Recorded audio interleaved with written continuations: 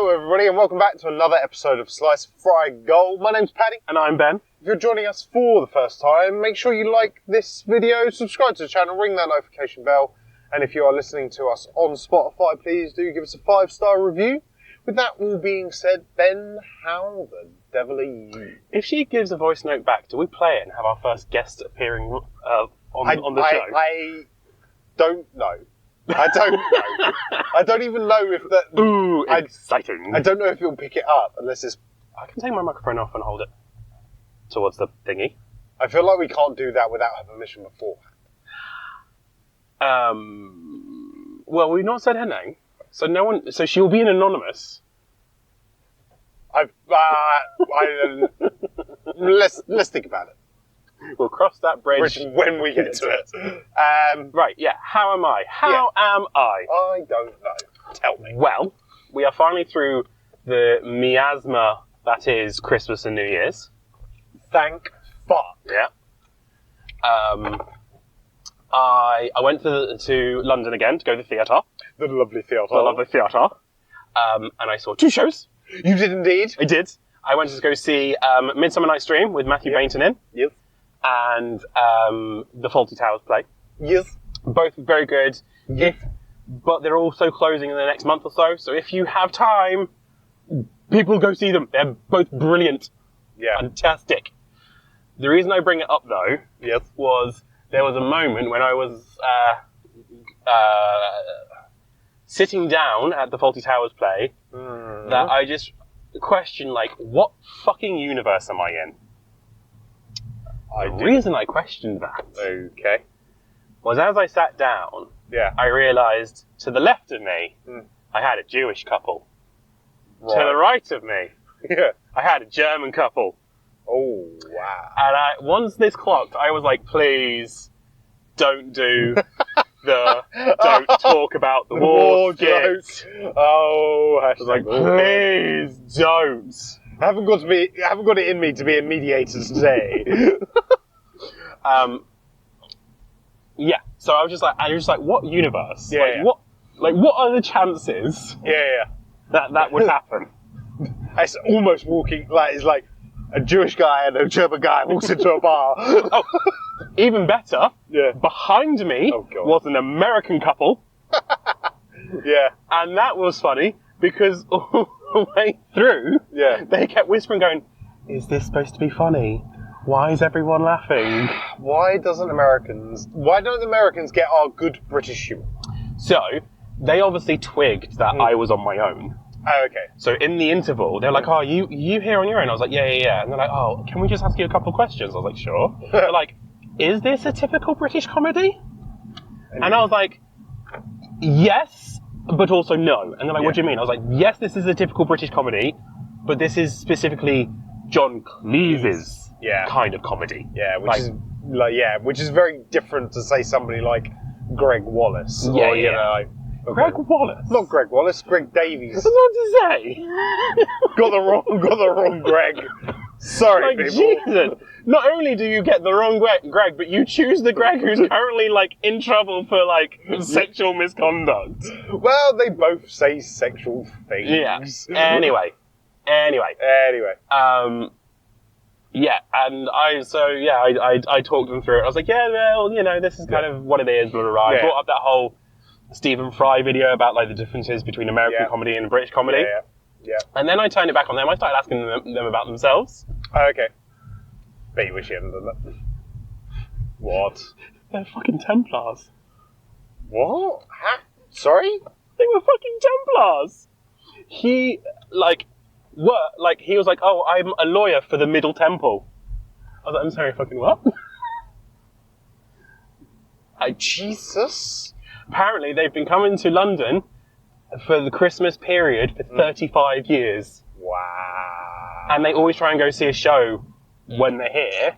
Yeah. But they don't like musicals, so they try and go see straight plays. Okay. Which is why they ended up here, because they looked it up and they're like, right, it's a straight play, blah, blah, blah. Yeah. Oh. But they were Templars, and I was like, okay,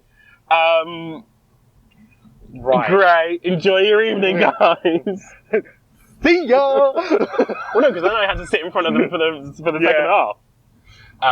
But yeah, when I was retelling my dad this story, his first question was, how did you know the Jewish couple were Jewish? And I was like, well, firstly, Dad, the little cap on the man's head, I do know my religious symbols and religious clothing. So I clocked the little cap. I was like, Jewish. I was like, secondly, the joke he laughed hardest at was the joke when Basil made money. So I knew both through correct, deductions of seeing the religious clothing, and also through racist stereotypes. Yes. Thank you very much. Thank you, Sherlock. So yes, that's how I knew. And he's like, okay. And he's like, and how did you know the German couple were German? It was like, because they had a German accent. Like, fucking... You missed awesome opportunity to say by his facial hair. He had this mustache and he was this tall. Oh dear. But yeah. So that was that. Yep. What else was I going to say? I want to moan about cinemas again, but not people. I want to moan about films.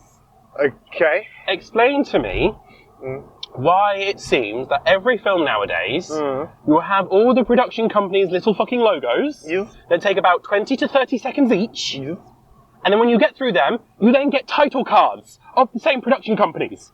I don't know. Why? But that's been going on for ages. And it pisses me off every fucking time. Yeah. Like, we've already just seen your fucking logo. Why do we have to present it by blah, blah, blah, blah, blah? Yeah. Fuck off. Just get to the film. I know. Is it because they're like trying to pad out the runtime? Maybe those extra 20 seconds gets them an extra couple of grand. Maybe. It pisses me off. Especially the production companies whose logos take the full 30 seconds. Oh, yeah. The very long and drawn out ones. Yeah. No, I hate them. I hate them with a passion. Yeah. I want to kneecap the people who've decided that that's a good idea. Fucking hell, that's savage. What? I will kneecap them for 30 seconds. Oh, okay. At the exact same time. Oh, dear. That they take, to do their fucking logo. Yeah. Fucking hate it. Yeah. Paddy, how are you? I am much better. I was really fucking ill. Yes. We established over the last couple of weeks that I have not been very well.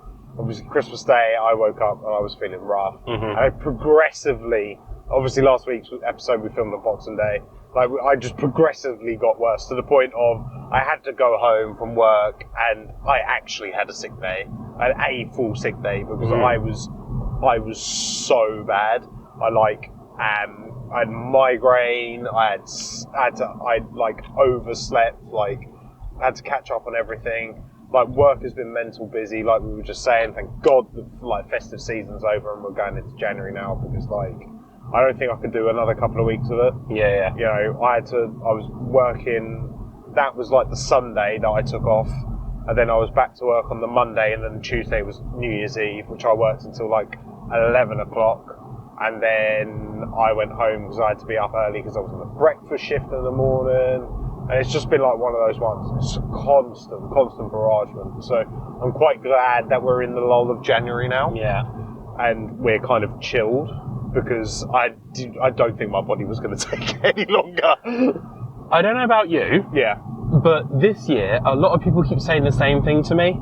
Yeah. I've been getting constantly the same comment of, it builds up and builds up for ages, and then it's just over in a day. And it's like, yes, that is how it is every year. And this is why I do not like Christmas, because people start building it up in October, or before even Halloween, and that's what pisses me off about it. I get that, but I'm saying is the comment of the shock that it ends in one day. Yes, it's been it's been that every time. It's like the people who go panic buy the day before. It's like the shops are only shut for a day. You will survive. Yeah. You will make do without Brussels sprouts. You will make do without whatever it is. Everybody will be fine. I saw someone this year buying their Christmas vegetables. I mean, assuming they were Christmas vegetables because they were buying Brussels sprouts and shit. On the 1st of December. I'm like, unless you're going to cook them and freeze them, they will be rotten by the time it gets to Christmas. To be fair, I think my dad likes his vegetables so soft that he wouldn't mind if they started being cooked at sort of like 1st of December. That is always the joke, like 1st of December, put the sprouts on, mate, put the sprouts on. I was talking more like professional kitchen, like the flash flash boiling and blah blah blah blah blah blah blah. Blanche. That's it. That's the word. Yeah. It's like I work in the industry. Yes. Don't worry. I showed my technical skills off the other day. Oh, did you? When my mum was talking about making lasagna, she was going like, "I'll do the celery and the carrots and the onions." I was like, "So a sofrito?" Yep. And she's like, "Yeah, the celery, the carrots, and the onions." I was like, "A sofrito? Yeah. Is that what it's called?" Yes. Yeah. I didn't know that. Well, I do. Oh Christ. But yeah, like other than that, I did, however, manage, because I had a day off work, I did manage to watch a lot of TV. Mm-hmm. So I watched, I binge watched all of the final season of What If. Uh-huh. I managed to watch half of the new season of Squid Game season 2. Uh-huh. And I think I managed to squeeze in a film or something as well. But like, yeah, I mean, like What If was like a big thing. I caught up on TV. But I am very much looking forward to the fact that The Traitors is back. And I know you can't watch it, and I know it's so frustrating, but I'm not going to talk about it because I haven't watched it yet. Part of me also kind of doesn't want to watch it. Oh, really? Because we got rejected. Oh, you know what the first thing is? You know when they like it was like an Instagram post and they bring up like the cast and you go through everybody. Literally the first person like went on and like it was a vicar. Right. And I was just like, I haven't watched it yet, but I was like, really hope you get to be a traitor because lying is a sin. God will not be pleased. I love it. I love it. It's fantastic. Yes. So, but yeah, no, I like just I've been okay, but just like pegged out. Glad that's all done. Glad that bit's over. Ready for a nice chill couple of weeks before we start getting into mayhem again. But the build up to Easter and Mother's Day and all that stuff. Yay! Yay! Always fun. Yeah. But yeah, was there any? Do you want to discuss like things like What If or anything, or do you just? I mean, we can discuss What If you want. I mean, maybe do you want to do film first, then go into that if we have time? Can do. I don't know. Okay. Am I also doing the film that I've seen without you? Yeah, because I don't think I'm going to get time to watch it. Okay. This is it. I really want to watch it, but I don't know when I'm going to get time to see it now. Fair enough. Yeah, you go. Okay, so I went to go see Better Man Without You. You did? I did. And yes, very good. Mm-hmm. I don't know how truthful it is, but it comes across very genuine and truthful. Okay. So I'm sitting there going, this must be real, because there's a as I told you, there's a guy who's done a TikTok review on it, and he says, oh, if you hate Robbie Williams, go see this, because not even the film likes Robbie Williams, because this film is harsh. Yeah. Like, it doesn't pull its punches with the protagonist. Yeah. So I'm sitting there going, well, this must be real then. And I appreciate that. If you're going to do a biography, make it fucking real, because, you know, Elton John's Rocket Man came out, and then his family all came forward going, no, that's not how it happened. Yeah. And now there's that big sort of dichotomy of like, well, who's telling the truth kind of thing. Yeah. Whereas this one, no one's really come forward and gone, no, that didn't happen like that. Yeah. Maybe the Take That's manager, but he's got an axe to grind because Robbie throws him under the bus as well. Well, yeah. But yeah, I think having the monkey works as well. Like, I know a lot of people are like, oh, why is it having a monkey? Like, why is it being an AI, like a CGI monkey? It worked. I was okay with it. But the film also just confirmed how much of a heartless bitch I am, because I went to go see it with 5 people and I was the only one not to cry. Oh, really? Yeah. Wow. There was not a dry eye in the screen, apart from mine. Oh, okay.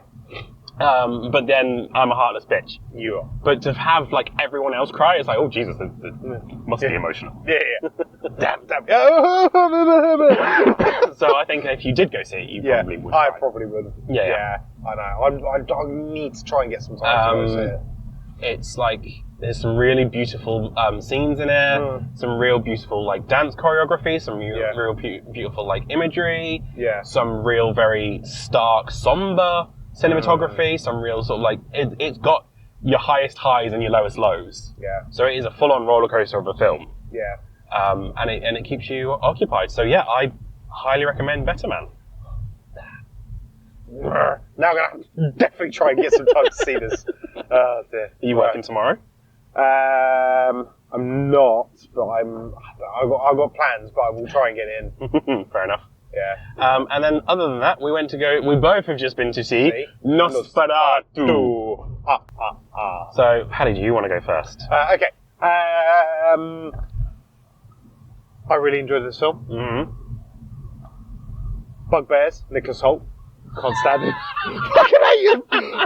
Like, there's just bits in it when I'm looking at it, but there's like bits and I'm actually lost in it, and I'm like, fuck me, he's actually a good actor. And then like a scene later, I'm like, no, you're shit. Like, he fucking does my tits in, and he's gonna be Lex Luthor, and I don't know what I'm gonna do. But anyway, like apart from my thing about Nicholas Hoult, because it's well established on here that I don't like it. Mm-hmm. I really enjoyed it. I really do like Robert Eggers as like a director. Yeah. I do think that the Northman that we saw last time from him, I do think that is a weaker film. 100%. 100%. This is much better. It's more up there with like Lighthouse for me. I think Lighthouse slightly pips it for me. Yeah. But I really enjoyed this. Bill Skarsgård as the Count was spectacular. Like I think like the whole, and we've said this before. I've said this before.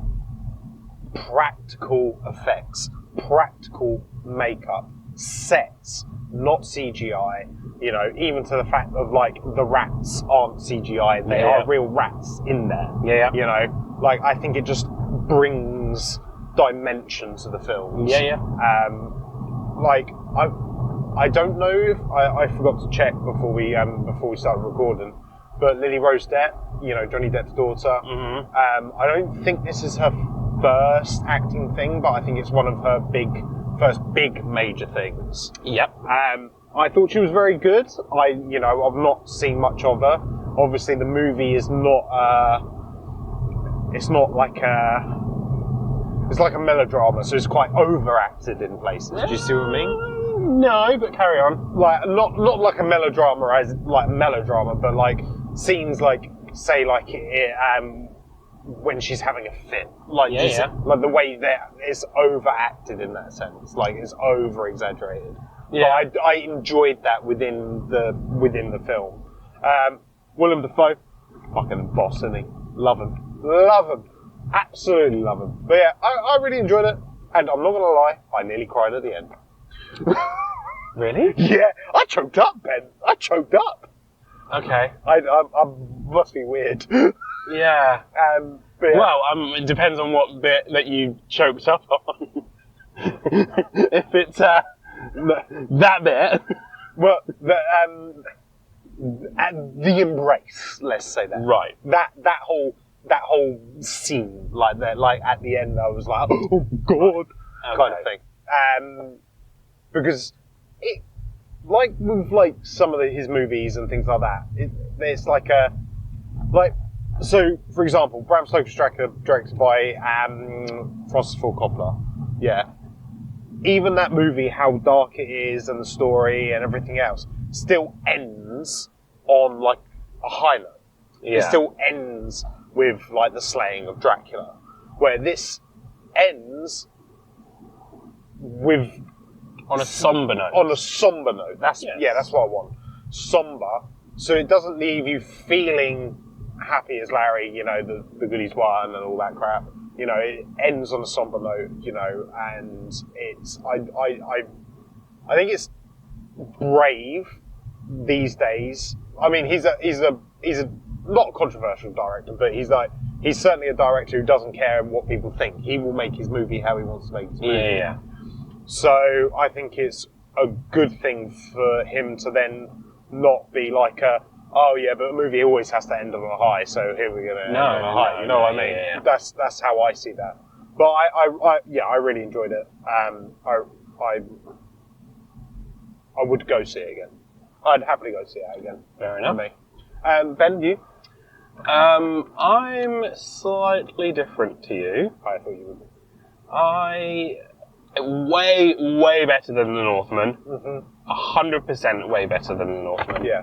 I think my problem with it was how slow it was. And I get he wanted it to be slow because of the setting and the scene and all that and the atmosphere, all that blah blah blah blah blah. I'm fine. I understand the choice. However, to me that meant that, like, in those tense moments when the actors are getting up to level 10 of acting, and then the camera doesn't cut or the scene doesn't change and it stays there and holds there, and they work their way up to level 10 and then they can't go any further because they're at level 10 already. And that's when I find it funny, and that's when it breaks it for me. And as you well know, because you sat next to me, there was multiple times when I smirked. Because it's that they've worked themselves up. It's that high emotional moment. The beat goes, and the camera's still rolling. That's where That's where, in my opinion, he needs to cut it and move on. No. I won't argue with that. If he had done that, I'd have been way better with this film. But because he lets it keep on rolling and everything, which seems to be the in thing for the 2020s. I feel like that's the new artsy thing, isn't it? Keep it rolling, keep it rolling. Don't cut, you never cut. Never cut. And it's just like, I get it, but at the same time, to me, it's distracting from the film. That's fair. Because it takes me out of it. And that's the problem. Like, if I wasn't in the cinema, this would have been turned off within 10 minutes. Oh, wow. Yeah. Wow.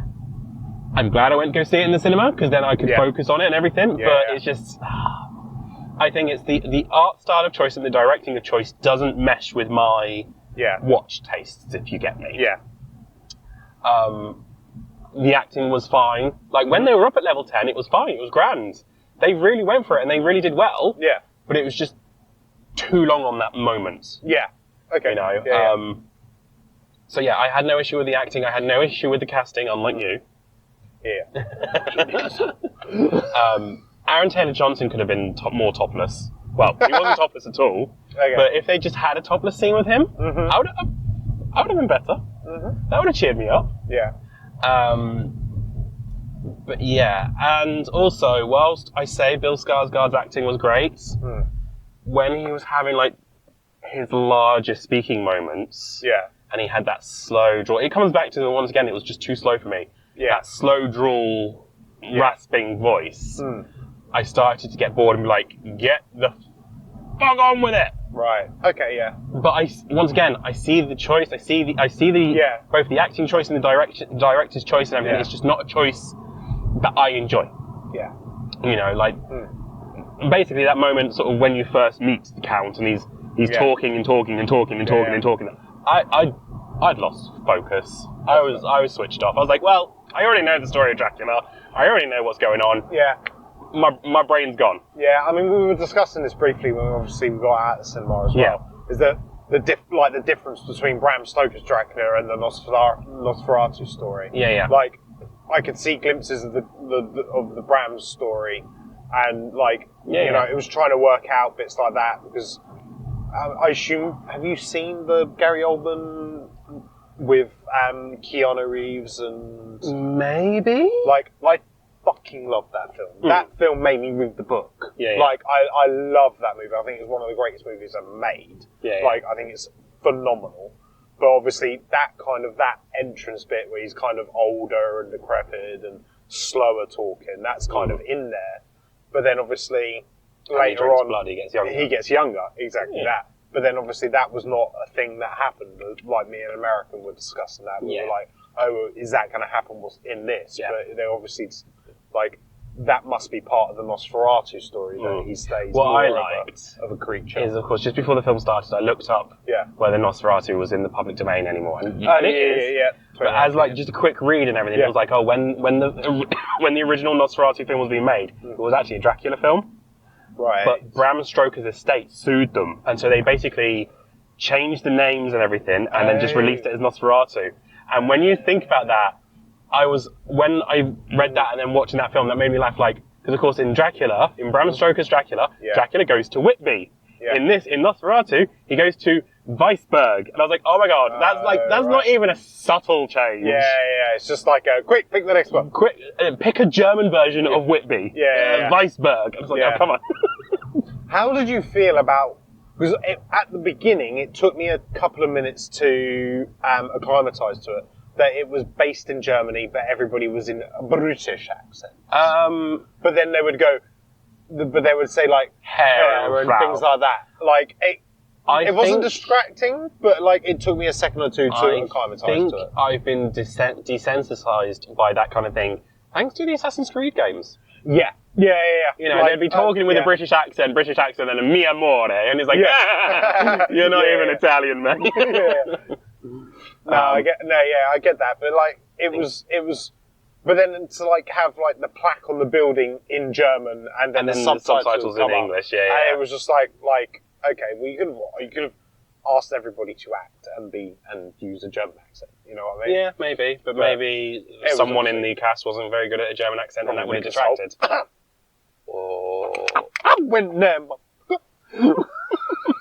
Right. Let's do final thoughts. Final thoughts. Go to the theatre in London. It's brilliant. Yeah, I wish I had more time. If you are like me, you end up in between a German couple and a Jewish couple, make all the Holocaust jokes. Yeah, but keep them in your mind. No, say them out loud. See how many times you can make them laugh before they call the police. Yeah, don't be doing that, especially in London. Thank God Christmas and New Year is over. Mm-hmm. It's shocking how quickly it just ends. No, it's the same. It's the same every year. It's so anticlimactic. It's not even like, at least with Easter moves. Yep. Keeps you on your toes. Keeps you on your toes. December the 25th. December the 25th. Countdown. It doesn't change. Yeah. Get over yourselves. Just do the rolling calendar. Yeah.